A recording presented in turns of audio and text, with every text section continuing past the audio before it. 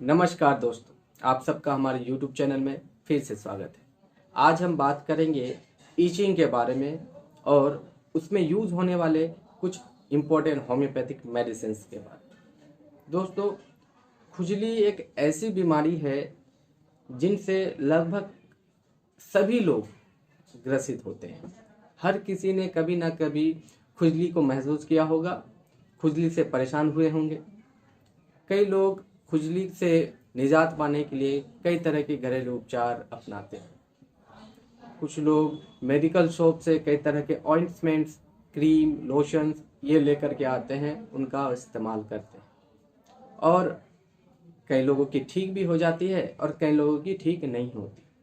दोस्तों, खुजली बड़ी ही ऑब्स्टिनेट नेचर की होती है, यानी बहुत ही ज़िद्दी नेचर की होती है, बहुत आसानी से जाती नहीं है। तो ऐसी स्थिति में क्या करें? तो दोस्तों, आज मैं यही बताने के लिए आप सबके सामने आया हूँ कि खुजलियों के समय जब आपको खुजली हो रही हो तो आप होम्योपैथिक दवाइयों का इस्तेमाल कर सकते हैं, जो आपकी खुजली को ना ही सिर्फ ठीक करती है बल्कि जड़ से ख़त्म भी करती है। तो आइए जानते हैं कि कौन सी ऐसी दवाई हैं जिनका इस्तेमाल करके आप खुजली से बिल्कुल निजात पा सकते हैं। दोस्तों, खुजली में यूज़ होने वाली सबसे पहली इम्पोर्टेंट मेडिसिन है सल्फर। ये ग्रेट एंटीसोरिक मेडिसिन है। होम्योपैथी में खुजली के स्थान में इसका बहुत ही बड़ा योगदान है। ये लगभग हर तरह की खुजली और हर तरह के चर्म रोग में इस्तेमाल की जाती है। इसके कई तरह के नेचर्स हैं जिससे हम लोग सिमिलिमम मिलाकर इसका इस्तेमाल करते हैं, लेकिन ज़्यादातर सल्फर का इस्तेमाल होता है। दोस्तों, सल्फर में एक सिम्टम है कि जब भी आप नहाते हो या पानी लगने से, शरीर के उस हिस्से में पानी लगने से आपकी खुजली बढ़ जाती है, उग्र हो जाती है, तो वहाँ सल्फर का इस्तेमाल किया जाता है। जब भी आप नहाते हो और नहाने के बाद आपकी खुजली ज़्यादा बढ़ जाती है, यानी एग्रावेटेड बाय वॉशिंग, तो उसमें आप सल्फर का इस्तेमाल कर सकते हैं। सल्फर को 30 पोटेंसी में इस्तेमाल कीजिए। ये बहुत ही जल्दी इफेक्टिव होती है और बहुत जल्दी आराम करती है। दोस्तों, हमारी अगली होम्योपैथिक मेडिसिन है रस्टक्स। जब ठंड लगने से या कभी कभी बारिश में भीग जाने से और छोटे छोटे मवाद भरे छोटे छोटे दाने निकल आते हैं और वो बहुत ही खुजलाते हैं, अगर ऐसी स्थिति पैदा हो जाए तो आप उसमें रस्टक्स का इस्तेमाल कर सकते हैं। रस्टक्स को आप 30 पोटेंसी में सुबह दोपहर शाम लीजिए, आपको बहुत जल्दी आराम हो जाए। दोस्तों, खुजली की हमारी अगली दवा है सोराइनम। जब खुजली के साथ उसमें थोड़ा बहुत दर्द भी और इसमें जलन भी होती है, जिस तरह सल्फर में भी बहुत ज़्यादा जलन होती है, लेकिन सोराइनम में सल्फर से थोड़ा कम जलन होता है। सल्फर उसमें बर्निंग टेंडेंसी बहुत ज़्यादा है, लेकिन सोराइनम में उतनी नहीं है। लेकिन सोराइनम में खुजली के साथ जलन और साथ में थोड़ा सा दर्द भी महसूस होता है। अगर इस तरह की खुजली है तो आप सोराइनम को 200 पोटेंसी में सुबह और शाम इस्तेमाल कीजिए, आपकी ये खुजली की समस्या बिल्कुल ठीक हो जाएगी। दोस्तों, कुछ लोगों में ऐसा होता है कि दिन भर तो लगभग ठीक रहते हैं, लेकिन रात को खुजली बहुत ज़्यादा बढ़ जाती है। वो खुजली की वजह से सो नहीं पाते।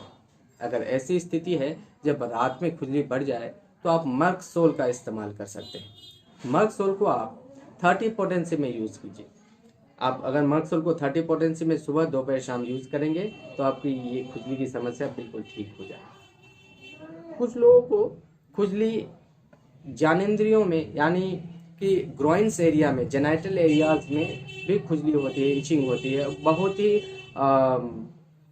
परेशान करने वाली खुजली होती है। अगर ऐसी खुजली है जो कि आपके जेनाइटल एरियाज में है तो आप उसमें एम्ब्राग्रेजिया को 30 पोटेंसी में यूज़ कर सकते हैं। एम्ब्राग्रेजिया को 30 पोटेंसी में सुबह दोपहर शाम यूज़ कीजिए, आपकी ये खुजली की समस्या बिल्कुल ठीक हो जाएगी।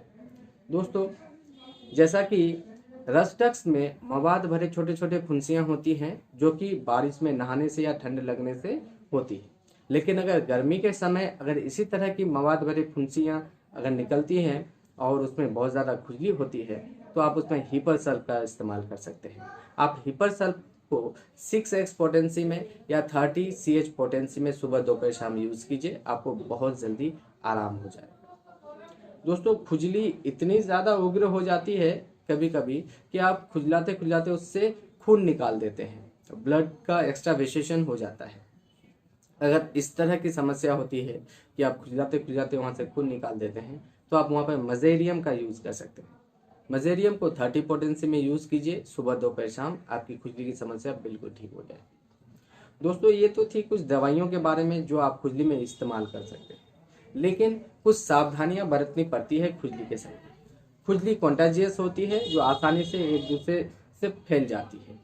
तो आपको जब खुजली हो या परिवार में किसी को खुजली हो, तो वो जो कपड़े इस्तेमाल कर रहे हैं आप उन कपड़ों का इस्तेमाल ना करें और उनको हर दिन गर्म पानी में धोएं। साथ में खुजली में इम्यूनिटी की भी बहुत बड़ा रोल होता है कि अगर इम्यूनिटी आपकी डाउन हो चुकी है, इम्यूनिटी कमज़ोर हो चुकी है, तो आपको खुजली बहुत जल्दी इफ़ेक्ट करता है। तो अपने इम्यूनिटी को बनाए रखने के लिए शुद्ध खान पान खाएं और नॉन वेज ज़्यादा सेवन ना करें, शुद्ध शाकाहारी भोजन अपनाएं। इससे आपकी इम्यूनिटी भी बहुत अच्छी ठीक ठाक रहती है और स्ट्रॉन्ग रहती है। साथ में सफाई का बहुत अच्छा ध्यान रखना होता है। आप जितना हाइजीन रहेंगे खुजली से उतना ज़्यादा दूर रहेंगे और जल्दी ठीक हो जाएंगे। दोस्तों खुजली के समय में कौन सी दवाई खानी चाहिए ये तो मैंने बता दिया, लेकिन खुजली हो और बहुत परेशानी हो तो उसमें कौन सी चीज़ लगानी चाहिए।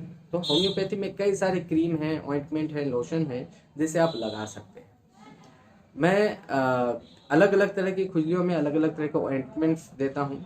जब खुजली सूखी रहती है, ड्राई रहती है, उससे पस वगैरह नहीं जाता है या वाटरी डिस्चार्ज नहीं होता है, तो उसमें मैं पेट्रोलियम जेली का यूज़ करता हूँ। ये मेरे पास है विजल कंपनी की पेट्रोलियम जेली। मैं इसका फ़ोटो डाल दूंगा, आप इसका इस्तेमाल कर सकते हैं। जब खुजली सूखी हो, पपड़ीदार हो, उससे स्केल्स निकल रहे हों, तो आप उसमें इस ऑइंटमेंट का यूज़ कर सकते हैं, इस जेली का यूज़ कर सकते हैं।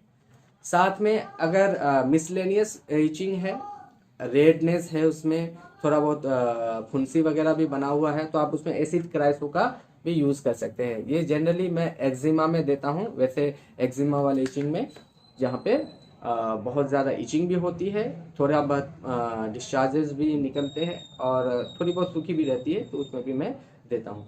और जो मैं यूनिवर्सली ज़्यादातर खुजलियों में दिया करता हूँ ऑइंटमेंट, वो है द अमेरिकन होम्यो लेबोरेटरी का ये स्किनोविटा। ये मैं ज़्यादातर सबसे ज़्यादा मैं इसी को यूज़ करता हूँ। इसकी छोटी सी टिकिया आती है, आप इसको सुबह शाम लगा सकते हैं। जेली टाइप से होती है ये।